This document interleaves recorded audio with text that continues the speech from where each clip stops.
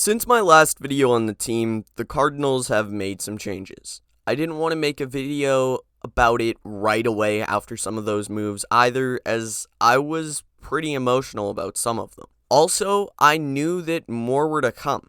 Now, as we head into week 1, we will talk about the team. The Cardinals' 53-man roster is set after some trades, cuts, waiver moves, and more trades. We finally have an idea of what the team is going to look like versus the Washington Commanders in week 1, and it's a lot different from the team that we were talking about a couple weeks ago.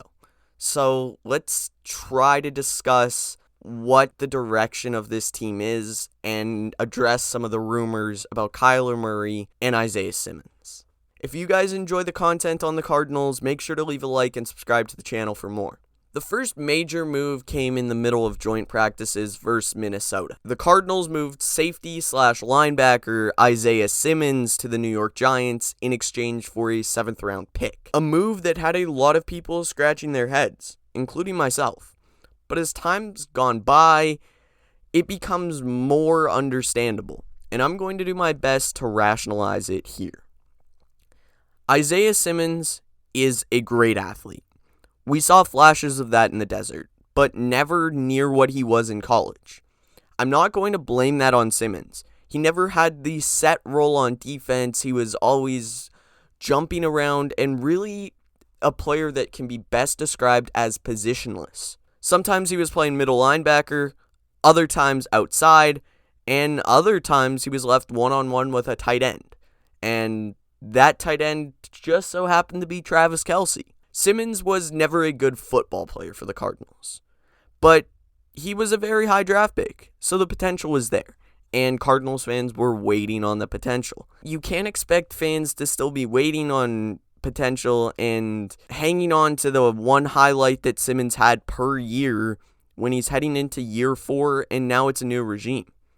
He told the coaching staff that he no longer wanted to play linebacker. And I believe Jonathan Gannon and Nick Rallis deserve a lot of credit for accommodating the wish. They moved him to safety, a position that was not new to him, but one that was not weak for the Cardinals by any means. They had already one of the best safety duos in the league in Jalen Thompson and Budda Baker. They moved Isaiah Simmons to safety, and he was not good there.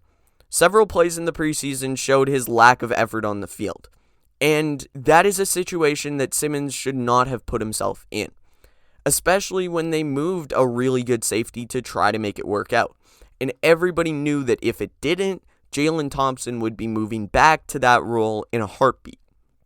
And well, it didn't work out. But the Cardinals were in too deep to simply try moving him around again. They were way too close to week 1. And because of this, a move that would send Simmons to another team for a fresh start made the most sense. Because truthfully, some people believe had they not made a trade, Simmons may have been released by the team for nothing, which would frankly have been a worse press nightmare than the team had to endure in the wake of a trade. Could they have gotten more than a 7th rounder? Probably. But the question to me is, if the price for Simmons was only a 7th round pick, why weren't more teams lining up to get him? Here's what general manager Monty Ossenfort had to say following the deal. Yeah, obviously you guys dealt Isaiah this morning. Just the thought process between doing that and why now? Yeah, I think, as with any situation, our phones have been, we've talked to a lot of teams about different players, and, a situation presented itself this morning, and just where we are in camp, where we are at the team, we thought it was the right move to make for us, for the team, and just moving forward. We wish Isaiah the best moving forward. He's been here for the last 3 seasons, and, wish him the best going forward. But just for us, as a team where we're at, we just thought it was the best move to make. I mean, obviously he's a former first-round pick. Does that kind of send a message to the team that, hey, listen, it doesn't matter where you're drafted or wherever, if you don't perform, you could be gone in a way? Yeah, Cam, I wouldn't necessarily say that. I think really we always tell the team that it doesn't matter how you got here. Like once players get in our building, it doesn't matter free agent, drafted, undrafted free agency, high draft pick, whatever. It's about what you do for the team now. And so, ultimately, like we have to make the best decision. We got to put the best 53 together that we can. So I don't, about sending a message. No, I don't. That wasn't a part of it. I think it's really just about building the team and getting the right 53 in the building. Isaiah Simmons was a top 10 draft pick in a very good draft class. He was taken ahead of the likes of Tristan Wirfs, who is one of the top players at his position, CeeDee Lamb, who was a teammate of Kyler Murray's in Oklahoma, and we all know where he is now, and of course, Justin Jefferson. The Cardinals did not make the right decision in that role, but they did now. By cutting their losses with Simmons, the Cardinals can move forward. I don't necessarily believe that he wanted to be here, especially not after how things ended with his very good friend DeAndre Hopkins. A trade is good for both sides. And I might be in the minority of Cardinals fans here, but I really hope that Isaiah Simmons finds new life in New York and shows that he is just as good of a football player as he is an athlete. No bad blood should remain between the two sides. A fresh start for both the team and the player might be something that was just necessary. On the same day, the Cardinals moved backup tackle Josh Jones to Houston, which was another case of a talented player who may have just not made the team. So they got a little bit of value in return. Value that they would then use to acquire in the same day, making their third trade quarterback Joshua Dobbs. Let's dive into the quarterback conversation. In the last video, I said that I believe Clayton Tune should be starting week 1. And I got a lot of comments of people disagreeing, and rightfully so, as in the video I left it as a statement, without explaining and making it an argument. So, let's change that. Colt McCoy, who is no longer with the Cardinals after being released ahead of week 1, is an experienced quarterback. But he and Tune were at the same place when it came to learning the new offense led by Drew Petzing. If we were going off of sheer camp/preseason performance without mentioning experience, Clayton Tune beat out Colt McCoy fair and square. And the Cardinals staff agreed. They released Colt McCoy, and it hurts. But not from a player talent standpoint. The experience of Colt would be something that would help this young team immensely. And the locker room presence is not replaceable. But from a roster standpoint and to win football games, this is the right move. Adding Josh Dobbs made Colt McCoy expendable. And now Dobbs is in line to possibly start for the Cardinals. Although Gannon will not confirm nor deny this due to a supposed competitive advantage. Whether it's Josh Dobbs or Clayton Tune, the Cardinals are going to have to do their best to support the young starter for at least 4 weeks until Kyler returns after he has stayed on the physically unable to perform list. I don't personally think that the Cardinals are tanking. They still have a lot of good pieces on this team, and the rumors of Kyler Murray not starting all year is so false that I don't even understand why people bought it. It was from a completely unverified source, and everyone jumped to it. Just another example of people on Twitter believing everything. But if this team is in a position to draft Caleb Williams at the end of the year, I'll be surprised, especially if it's with their pick, not Houston's. I think they're a rebuilding team near the bottom of the barrel, but they have a ceiling that many people simply refuse to acknowledge. It's about putting the best team out there in week 1 with the options that you have. And the 53 that Gannon has chosen might not stack up well against the rest of the league, but I'm surprisingly very optimistic.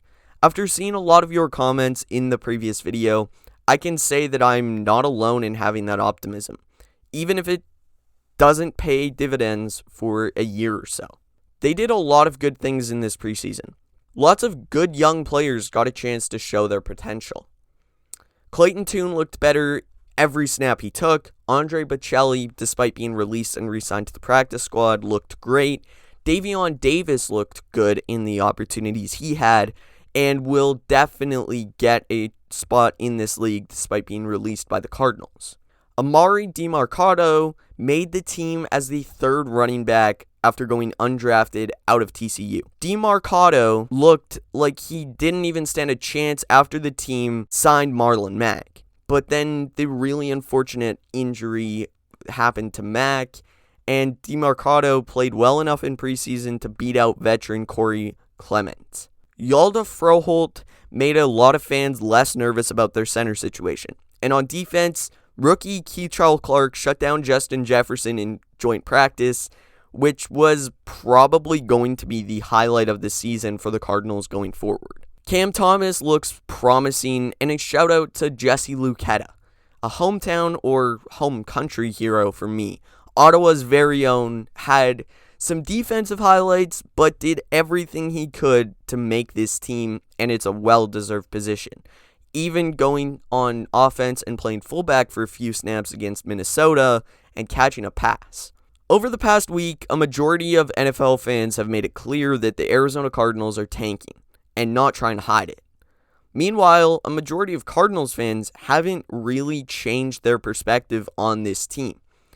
If Isaiah Simmons being traded caught you off guard, then you probably weren't paying enough attention to the preseason. If you were surprised by Colt being released, then you might not have seen that Clayton Tune took over first-team reps before Dobbs was even acquired.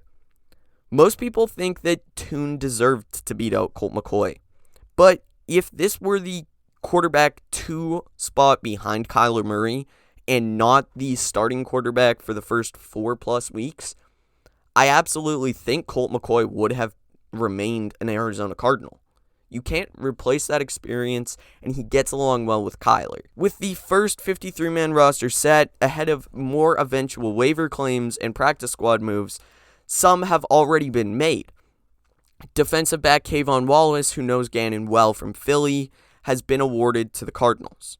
But at the time of this recording, we at least have a loose idea of what we're going to see against the Washington Commanders in Week 1 for the Cardinals. And I don't know if I'm excited or worried. Obviously, the glaring hole is we don't know who the starting quarterback's going to be. Once that's confirmed, Cardinals fans can start thinking about it a little more. But you're still going to have James Conner. You're still going to have Hollywood Brown, Greg Dortch, Michael Wilson, Zach Pascal, Zach Ertz is back. It's a solid roster. I'm not sure how the results are going to translate to the team on the field, but I can assure you this. Monty Austinfort's not trying to tank, especially when they've already got a bottom 5 roster. They're not aiming for the number 1 pick this year. I don't think so. And they have Houston's first round pick as well, so we'll see what happens come draft time. I just hope that I'm not going to be making mock drafts by week 2 because the team is that bad. But if I am, then maybe Caleb Williams is a Cardinal, and I'll have to make a video about that discussing it. But we'll see. I still have faith in Kyler coming back healthy and 100%. And hopefully the team looks good under Josh Dobbs or Clayton Tune until that time comes. Thank you guys for watching. If you enjoyed this video, make sure to leave a like and subscribe. Let me know what other content you want to see on this channel besides just Cardinal stuff. I've got a few things in progress, so make sure to subscribe and stay tuned for that. Thanks for watching. I'll see you guys next time. Bye.